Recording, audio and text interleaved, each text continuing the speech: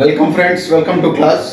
మనం women and child welfare స్కీమ్స్ని అధ్యయనం చేస్తున్నాము. అందులో భాగంగా ప్రీవియస్ వీడియోస్లో కొన్ని పథకాల గురించి అధ్యయనం చేశాము.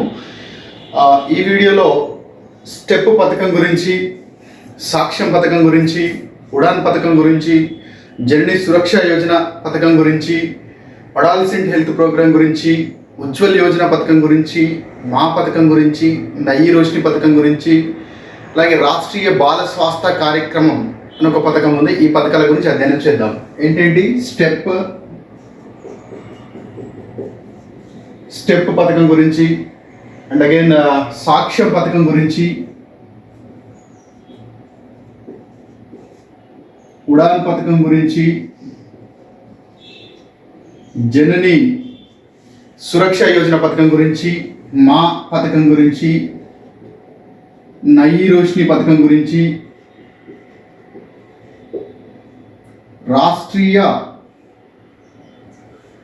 రాష్ట్రీయ బాల స్వాస్థ్య కార్యక్రమం గురించి, రాష్ట్రీయ కిషోర్ స్వాస్థ్య కార్యక్రమం గురించి అధ్యయనం చేద్దాం. 1 2 3 4 5 6 7 8 1 2 3 4 5 6 7 ఈ 8 ప్రోగ్రామ్స్ని ఇందులో అధ్యయనం చేద్దాము. సో ముందుగా స్టెప్ అంటే ఒక అడుగు. ఎందుకోసం అడుగు? మహిళలకి ఎంప్లాయబిలిటీ కల్పించడం, మహిళలకి ట్రైనింగ్ కల్పించడం కోసం వేసేటువంటి అడుగు. అందుకే దీనికి ఏం పేరు పెట్టారు? స్టెప్ అని పేరు పెట్టారు. స్టెప్ ఫుల్ ఫామ్ ఏంటంటే support to training and employment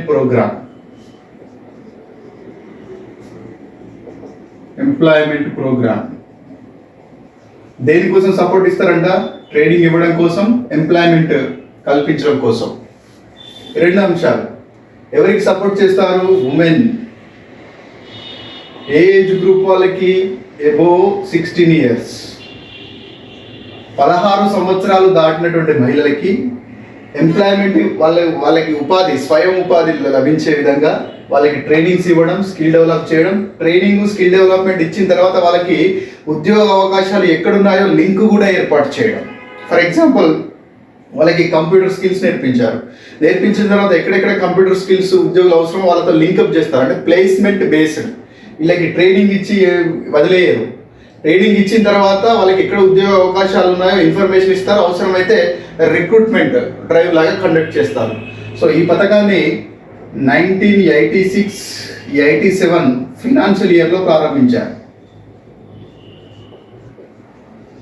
1986-87 ఆర్థిక సంవత్సరంలో తీసుకొచ్చారు.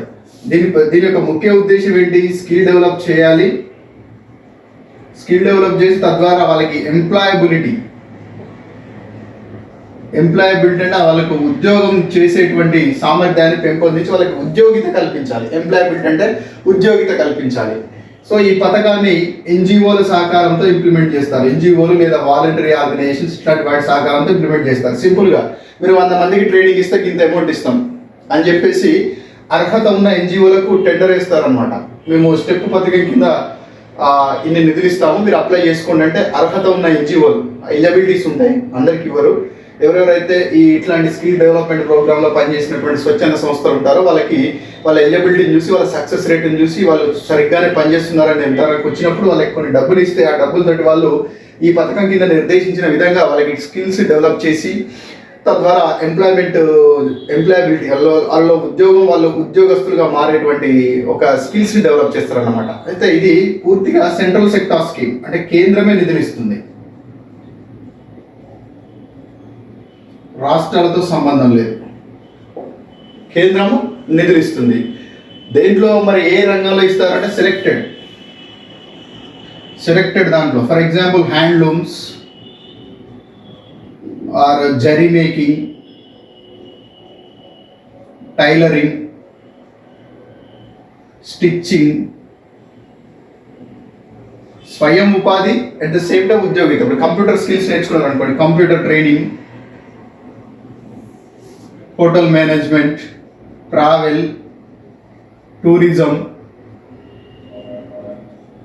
టూరిజంలో గైడ్ లాగా పనిచేయడం అట్లాంటి. తర్వాత స్పోకెన్ ఇంగ్లీష్, సాఫ్ట్ స్కిల్స్, మృదు నైపుణ్యాలు, కస్టమర్ కేర్ లాంటి సంస్థలో పనిచేయడానికి, ఫ్రంట్ లైన్ ఆఫీసులో పనిచేయడానికి, ఇట్లాంటి హ్యాండ్లూమ్, జరీ మేకింగ్ ఇట్లాంటివి ట్రెడిషనల్ వృత్తులు నేర్పించాం అనుకో సొంతగా వాళ్ళు కళ్ళ మీద నిలబడతారు. ఇలా ఈ hotel management, travel management, tourism management, computer ఇలాంటివి నేర్చుకున్నప్పుడేమో బయట ఉద్యోగం చేసేటువంటి అవకాశం లభిస్తుంది. కాబట్టి ఈ పథకం పేరు support to training and employment programme. దీన్ని ministry of women and child development వాళ్ళు ఇంప్లిమెంట్ చేస్తారు, ఎన్జిఓల సహకారంతో ఇంప్లిమెంట్ చేస్తారు. This is about step. అడుగుతాడు ఎగ్జామ్లో, స్టెప్ ప్రోగ్రామ్ని ఎవరు ఇంప్లిమెంట్ చేస్తారంటాడు. ఫర్ ఎగ్జాంపుల్ మా అనే పథకం ఉంది. మా అంటే దీని ఫుల్ ఫామ్ ఏంటంటే మదర్స్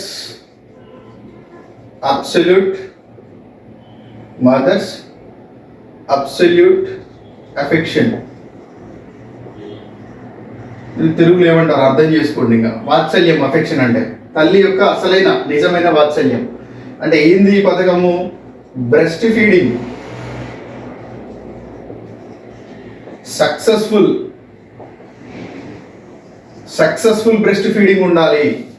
మామూలుగా 6వ నెల నుంచి వాళ్ళకి ఘనాహారం ఇస్తారు పిల్లలకి, కానీ 6వ నెల నుంచి ఘనాహారం ఇచ్చిన తర్వాత కూడా బ్రెస్ట్ ఫీడింగ్ కంటిన్యూ చేయాల్సినటువంటి అవసరం ఉంటుంది. అయితే ఈ బ్రెస్ట్ ఫీడింగ్కు సంబంధించినటువంటి నమ్మకాలు, రాంగ్ నోషన్స్, తప్పుడు నమ్మకాలు, తర్వాత కొలెస్ట్రామ్ అంటే 3 రూపాయలు కొలెస్ట్రామ్ పట్టకూడదు పిల్లలకి, పుట్టిన వెంటనే కొద్ది రోజులు ఆగాలి. తర్వాత తల్లిపాలకు సంబంధించి ఇప్పుడు ఆధునిక యువతలో ఉన్నటువంటి అపోహలు, తల్లిపాలు పట్టడంలో ఉన్నటువంటి ఇంపార్టెన్స్, మొత్తం మీద బ్రెస్ట్ ఫీడింగ్ని ప్రమోట్ చేస్తూ చిన్న పిల్లల్లో పోషకాహార న్యూట్రిషన్ డెఫిషియన్సీ లేకుండా చేయడం, ఎట్ ద సేమ్ టైం తల్లుల్లో ఫ్యూచర్లో బ్రెస్ట్ క్యాన్సర్ రాకుండా చూడడం. బ్రెస్ట్ క్యాన్సర్కి ఫీడింగ్కి చాలా దగ్గర సంబంధం ఉంటుంది. బ్రెస్ట్ ఫీడింగ్ సక్సెస్ఫుల్గా జరిగితే బ్రెస్ట్ క్యాన్సర్ వచ్చే అవకాశాలు చాలా తక్కువ ఉండేవని చాలా స్టడీస్ చెప్తున్నాయి. సో కాబట్టి బ్రెస్ట్ ఫీడింగ్ అనేది సక్సెస్ఫుల్గా కంటిన్యూ చేయడము, సరైన పద్ధతిలో కంటిన్యూ చేయడం, at the same time posture అంటే తల్లి పాలు ఎలా ఇవ్వాలి, దానికి ఒక పోచర్ కూడా ఉంటుంది కదా, ఆ పోచర్ను వాళ్ళకి చెప్పడం. అంటే మొత్తం మీద పిల్లవాడికి తల్లిపాలు పట్టడం సంబంధించినటువంటి అవగాహన ప్రజల్లో పెంపొందించి తద్వారా పిల్లల్లో పోషకాహార లోపం లేకుండా చూడడం, తల్లుల్లో కూడా ఆరోగ్య సమస్యలు లేకుండా చేసేటువంటి ఉద్దేశంతో మా అనే పథకాన్ని తీసుకొచ్చారు. ఈ మా పథకాన్ని ఎప్పుడు ఆగస్టు 2016లో తీసుకొచ్చారు. అయితే మీరు ఇంకో విషయం ఏం గుర్తుపెట్టుకోవాలంటే ఆగస్టు 2016లో తీసుకొచ్చారు. బట్ ఈ programme ministry of women and child development వాళ్ళు కాదు ఇంప్లిమెంట్ చేసేది, ministry of health and family welfare వాళ్ళు ఇంప్లిమెంట్ చేస్తారు. అడుగుతాడు ఈ క్రింది వాళ్ళు ministry of health and family welfare అయితే మా పథకాన్ని ఎవరు ఇంప్లిమెంట్ చేస్తారని అడుగుతారు. ఇది మాతా శిశు సంక్షేమం కాబట్టి, ఇది లేడీస్కి సంబంధించిన ప్రోగ్రామ్ కాబట్టి ఉమెన్ అండ్ చైల్డ్ వెల్ఫేర్ అనుకోకూడదు. ఎవరు చేస్తున్నారు? కేంద్ర ఆరోగ్య మరియు కుటుంబ సంక్షేమ శాఖ మంత్రి ఎవరు? హర్షవర్ధన్. ఇప్పుడున్నది ఎవరు? హర్షవర్ధన్. అది గుర్తుపెట్టుకోండి. రైట్, దిస్ ఈజ్ అబౌట్ మా. అండ్ అగైన్ సాక్ష్యం.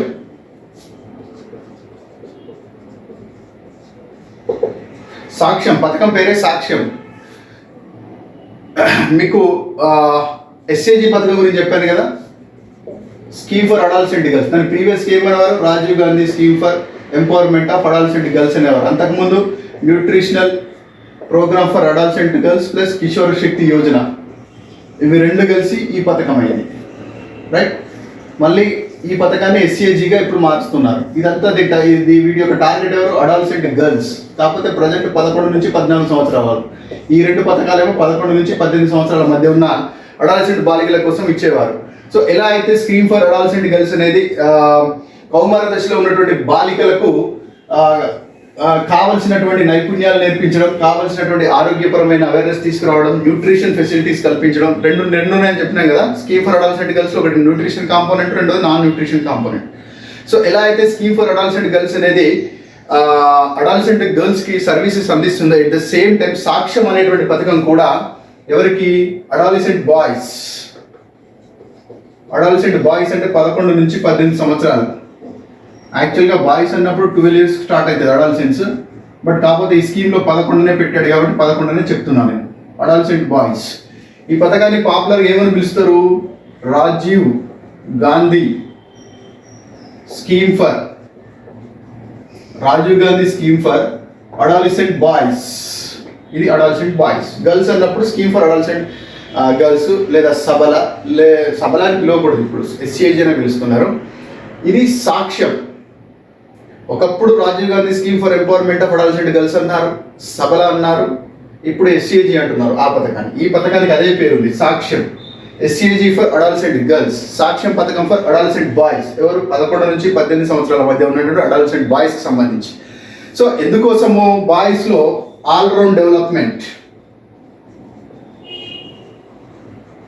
ఆల్రౌండ్ డెవలప్మెంట్ అనే పదం రాగానే మీకు ఏం గుర్తుకు రావాలి? సమగ్ర అభివృద్ధి లేదా పూర్తి స్థాయిలో అభివృద్ధి. అంటే వాళ్ళలో సోషల్ డెవలప్మెంట్ ఉండాలి, హెల్త్ పరంగా డెవలప్మెంట్ ఉండాలి, మెంటల్ డెవలప్మెంట్ ఉండాలి, ఎంప్లాయబిలిటీ ఉండాలి, అంటే ఫినాన్షియల్ ఎంపవర్మెంట్ ఉండాలి. ఇవన్నీ ఫర్దర్గా వచ్చేటువంటి దశల్లో, అంటే 18 సంవత్సరాలు దాటిన తర్వాత వాడు అడల్ట్ అవుతాడు. అడల్ట్ అయిన తర్వాత కుటుంబాన్ని పోషించాలి, కుటుంబ బాధ్యతలు తీసుకోవాలి. అంటే సక్సెస్ఫుల్ అడల్ట్గా, బాధ్యతాయుతమైన పురుషుడిగా, ఇంకా డైరెక్ట్గా చెప్పాలంటే రఫ్గా బాధ్యతాయుతమైన పురుషుడిగా మారడానికి 11 నుంచి 18 సంవత్సరాల మధ్య ఉన్న బాలలకు కావలసినటువంటి ఇన్పుట్స్ ఇస్తారు. బాధ్యతాయుతమైన పురుషుడు అంటే రేపు పొద్దున మహిళల పట్ల హింస చూపెట్టకూడదు, తల్లి పట్ల హింస చూపెట్టకూడదు, వైఫ్ పట్ల హింస చూపెట్టకూడదు, తల్లిదండ్రులను బాగా చూసుకోవాలి. వాడు బాధ్యతాయుతంగా ఉండాలంటే వాడికి డ్రగ్స్ అలవాటు కాకూడదు, ఆల్కహాల్ అలవాటు కాకూడదు, టొబాకో అలవాటు కాకూడదు, వాడికి మానసిక ఆరోగ్యం మంచిగా ఉండాలి, శారీరక ఆరోగ్యం మంచిగా ఉండాలి, బాగా చదువుకోవాలి, ఎట్లాంటి హెల్త్ ప్రాబ్లమ్స్ ఉండకూడదు. కాబట్టి 11 నుంచి 18 సంవత్సరాల మధ్య ఉండే కౌమార దశ అనేది బాల్య దశకు మరియు వయోజన దశకు మధ్య ఉన్నటువంటి కీలకమైన దశ. కాబట్టి ఆ దశలో వాడికి కావాల్సినటువంటి ఇన్పుట్స్ ఇస్తే రేపు పొద్దున భారతదేశంలో అందరూ మంచి మనుషులు, అంటే ఒక విలువైన మానవ వనరులు తయారవుతారు. కాబట్టి అడాలసెంట్లో వచ్చేటువంటి దురలవాట్లు, అడాలసెంట్లో ఏర్పడేటువంటి అభిప్రాయాలు, అడాలసెంట్లో ఏర్పడే అభిప్రాయాలు లైఫ్ లాంగ్ ఉంటాయి. అడాలసెంట్లో జెండర్ పట్ల ఇన్సెన్సిటివ్ అభిప్రాయం, జెండర్ అంటే ఆడవాళ్ళంటే తక్కువ చూడడం, ఆడవాళ్ళని డిస్క్రిమినేటరీ అటిట్యూడ్ డెవలప్ అయిందనుకో అడాలసెంట్స్లో, అది జీవితాంతం అలాగే కొనసాగుతుంది. ఇంట్లో నాన్న అమ్మని ఎలా చూస్తున్నాడో దాన్ని బట్టి అడాలసెంట్ పిల్లలు కూడా రేపు పొద్దున పెళ్ళైన తర్వాత వాళ్ళ వైఫ్ని అట్లనే చూస్తారు. నానే రోల్ మోడల్ పిల్లలకి. అందరూ అట్లా అవుతారని కాదు, నాన్న తాగుపోతే మాత్రం పిల్లలు తాగుపోతారు అవుతారని కాదు, కానీ వాళ్ళ మీద ఆ ప్రభావం పడుతుంది, వాళ్ళ మీద ఆ ప్రభావం తప్పకుండా పడుతుంది. అంటే మగవాళ్ళ వైఫ్ అన్నప్పుడు, అదే హస్బెండ్ అయినప్పుడు ఒక 2 మాటలు అనొచ్చు, వైఫ్ అన్నప్పుడు సబ్మిసివ్ ఉండాలి కదా. ఆయనకేమో చెయ్యి స్ట్రాంగ్ అంటే, ఆమెకేమో నోరు స్ట్రాంగ్ అంట కదా. ఆయన నోరు మాట్లాడే నాలుగు స్ట్రాంగ్ ఉంది కాబట్టి 2 మాటలు అంటారు, కానీ చెయ్యి స్ట్రాంగ్ ఉంది కాబట్టి చెయ్యి చేసుకుంటాడు. డొమెస్టిక్ వైలెన్స్ వస్తుంది, డిస్హార్మనీ కుటుంబంలో అవుతుంది. ఇదంతా పిల్లల ముందు జరిగినప్పుడు పిల్లలు దాన్ని ఇదంతా మామూలుగా జరిగేదే. వైఫ్ అండ్ హస్బెండ్ అనేక గొడవలు కావా, కొట్టుకోరా, తిట్టుకోరా, ఇట్లాంటి డైలాగులు ఉంటాయి కదా. ఈ డైలాగులన్నీ పురుషస్వామ్య డైలాగులు అనమాట. సరే వాటెవర్, వీళ్ళని బాధ్యతాయుతమైన పురుషులుగా తయారు చేయాలి. బాధ్యతాయుతమైన పురుషులుగా తయారు చేయాలంటే వీళ్ళకి ఏం ఇన్పుట్స్ ఇవ్వాలి? జెండర్ సెన్సిటివిటీ, వీళ్ళలో జెండర్ సెన్సిటివిటీ పెంచాలి. జెండర్ సెన్సిటివిటీ పెంచి ఆడవాళ్ళంటే గౌరవాన్ని, ఆడవాళ్ళంటే రెస్పెక్ట్ని, ఆడవాళ్ళ యొక్క ప్రాముఖ్యతని గుర్తించడం, ఆడవాళ్ళతో ఎలా మెలగాలి, ఎలా మాట్లాడాలి, సో ఇట్లాంటివన్నీ జెండర్ సెన్సిటివిటీ పెంచి వీళ్ళని లేడీస్ పట్ల అహింసా మెసెంజర్స్గా మార్చాలి. మనం చూసినాం నిర్భయ సంఘటనలో ఉన్న వాళ్ళందరూ ఏ వయసు వాళ్ళు, అలాగే దిశ సంఘటన హైదరాబాద్లో జరిగినప్పుడు ఏ వయసు వాళ్ళు ఉన్నారు? అందులో జస్ట్ అడాలసెన్స్ దాటి వచ్చిన వాళ్ళే ఉన్నారు. వాళ్ళ అడాలసెన్స్లో సరైన విధానంలో వాళ్ళని పెంచినట్టయితే వాళ్ళు అట్లాంటి క్రూరమైన చర్యలకు పాల్పడి ఉండేవారు కాదు. రేపు పొద్దున డొమెస్టిక్ వైలెన్స్ కేసులు, డైవర్స్ కేసులు, వైఫ్ బ్యాటరింగ్ కేసులు, తర్వాత దాన్ని ఏమంటారు మ్యారిటల్ డిస్హార్మనీ, మన డౌరీ డెత్తులు, ఇట్లాంటివన్నీ జరగవు. మహిళల మీద రోడ్డు మీద చిల్లర వేషాలు వేయడాలు, ఇట్లాంటివన్నీ జరగకుండా ఉండాలంటే ఈ మగపిల్లల్లో, అడాలసెంట్లో ఉన్నటువంటి మగపిల్లల్లో జెండర్ సెన్సిటివిటీని పెంచాలి. జెండర్ సెన్సిటివిటీ అంటే ఆడవాళ్ళంటే చులకన స్వభావం లేకుండా ఆడవాళ్ళు కూడా మనతో సమానం, వాళ్ళతో ఎలా మెదగాలి, ఏం మాట్లాడితే కరెక్ట్, ఏం మాట్లాడకుంటే కరెక్ట్, ఒక లోక జ్ఞానాన్ని నేర్పడం ఇంకా చెప్పాలంటే. ఓకే, సో దీంతో పాటు వీళ్ళని రెస్పాన్సిబుల్ సిటిజన్స్గా మార్చాలి, బాధ్యతాయుతమైన పౌరులుగా మార్చేటువంటి ట్రైనింగ్స్ ఇస్తారు. అట్ ద సేమ్ టైం వీళ్ళకి mental health and physical health, nutrition, ఇట్లాంటి సమస్యలు ఏమైనా ఉంటే ఐడెంటిఫై చేస్తారు, చేసి ఎక్కడికి పంపిస్తారు? అడాలసెంట్ ARSH అంటాం, adolescent and reproductive health, adolescent reproductive and sexual health, అర్షియర్ క్లినిక్స్ ఉంటాయి NRHM కింద. Adolescent reproductive and sexual health, ఈ క్లినిక్స్లో వాళ్ళకి ఏమైనా ప్రాబ్లమ్స్ ఉంటే ఎర్లీ ఐడెంటిఫికేషన్ చేసి తద్వారా వాళ్ళకి ఆ ప్రాబ్లమ్స్ లేకుండా చూడడం. ఇవి సాక్ష్యం పథకం. ఈ పథకాన్ని యాజిటీస్గా ఇంప్లిమెంట్ చేసినట్టయితే ఖచ్చితంగా వీడు 18 సంవత్సరాలు దాటిన తర్వాత ఒక రెస్పాన్సిబుల్, సమాజంలో బాధ్యతాయుతమైనటువంటి పురుషుడిగా మారేటువంటి అవకాశం ఉంటుంది. Okay, Saksham Rajiv Gandhi scheme for adolescent girls, target group 11 నుంచి 18 సంవత్సరాలు. లక్ష్యం ఏంటంటే ఆల్రౌండ్ డెవలప్మెంట్, పర్టికులర్గా అహింస మెసెంజర్స్గా మార్చాలి, జెండర్ సెన్సిటివిటీ పెంచాలి, లైఫ్ స్కిల్స్ అన్నీ, మళ్ళీ లైఫ్ స్కిల్స్, హెల్త్ అవేర్నెస్, అడాలసెంట్లో బాయ్స్లో వచ్చేటువంటి మార్పులు, హార్మోనల్ హైజాక్, ఓకే, డ్రగ్స్కి అలవాటు పడడం, టొబాకోకి అలవాటు పడడం, ఇట్లాంటి బ్యాడ్ హ్యాబిట్స్ ఏమీ లేకుండా వాటిలో మంచి నైపుణ్యాలు పెంపొందించి తద్వారా సమాజానికి బాధ్యతాయుతమైన పురుషుల్ని అందించేటువంటి లక్ష్యంతో అడాలసెంట్ బాయ్స్ కోసం అందిస్తున్న పథకమే సాక్ష్యం. అడగచ్చు, సాక్ష్యం టార్గెట్ గ్రూప్ ఎవరు, సాక్ష్యం యొక్క లక్ష్యాలు ఏంటి? ఓకే, సాక్ష్యాన్ని ఇంతకుముందే, సాక్ష్యం యొక్క పూర్తి పేరేంటి? Rajiv Gandhi scheme for empowerment of adolescent boys. ఈ బి ప్లేస్లో జీ వస్తే సబలా అయితే. సో దిస్ ఈజ్ అబౌట్ సాక్ష్యం. దీన్ని కూడా ఐసిడిఎస్ ప్లాట్ఫామ్ కిందనే ఇంప్లిమెంట్ చేస్తారు, అర్థం చేసుకోండి. ఐసిడిఎస్ సిబ్బంది ద్వారా మాత్రమే దీన్ని ఇంప్లిమెంట్ చేస్తారు. ఇంప్లిమెంట్ చేసేటువంటి place ICDS, integrated child development, దాంట్లో ఇంప్లిమెంట్ చేస్తారు. And again another important scheme Udaan.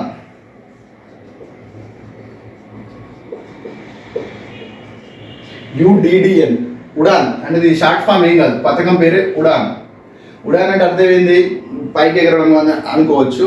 So దీనిలో భాగంగా ministry of human resource and development వాళ్ళు, అంటే ఇప్పుడు దీన్ని ఎడ్యుకేషన్ మినిస్టర్ అంటున్నారు. ఈ పథకాన్ని ప్రారంభించినప్పుడు దాన్ని ministry of human resource development అనేవారు. ఈ మంత్రిత్వ శాఖను ఇప్పుడు విద్యాశాఖ అంటున్నారు, కేంద్ర విద్యాశాఖ అని పిలుస్తున్నారు. ఇప్పుడు ఒకప్పుడు ministry of human resource development అని పిలిచేవారు. వీరు central board of secondary education సహకారంతో నవంబర్ 14, 2014న ఈ ఉడాన్ పథకాన్ని ప్రారంభించారు. ఎందుకోసం ప్రారంభించారు? గర్ల్ స్టూడెంట్స్, ముఖ్యంగా గర్ల్ స్టూడెంట్స్ ఐఐటీల్లో, ఎన్ఐటీల్లో, ఇట్లాంటి నేషనల్ లెవెల్ ఇన్స్టిట్యూషన్స్లో వీళ్ళ యొక్క ఎన్రోల్మెంట్ తగ్గుతుంది. అంటే అత్యున్నతమైనటువంటి ఇంజనీరింగ్ కాలేజెస్లు, అత్యున్నతమైనటువంటి మెడికల్ కాలేజెస్లు సెట్లు ఉంటాయి కదా, జేఈ అని అట్లాంటి సెట్స్ ఉంటాయి కదా. ముఖ్యంగా పేదరికం వల్ల, వెనుకబడి ఉండడం వల్ల, అవగాహన లేకపోవడం వల్ల, గర్ల్ చైల్డ్ ఎడ్యుకేషన్ డినైన్ చేయడం వల్ల, ఇట్లాంటి కారణాల వల్ల ఉన్నత విద్యా సంస్థలు, ముఖ్యంగా ఐఐటీస్లో,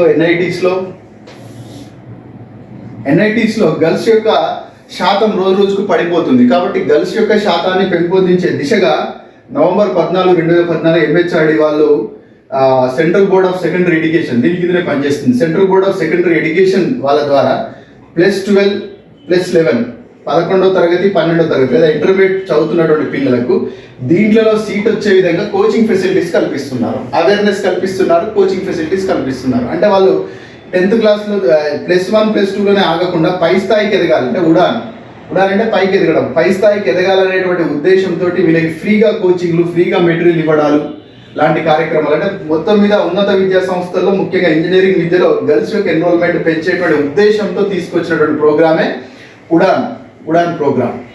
ఇది ఇంకా స్టిల్ కంటిన్యూ అవుతుంది. అసలు ఇట్లాంటి ప్రోగ్రాంలు ఉన్నాయన్న విషయం కూడా చాలా మందికి అవేర్నెస్ లేదు.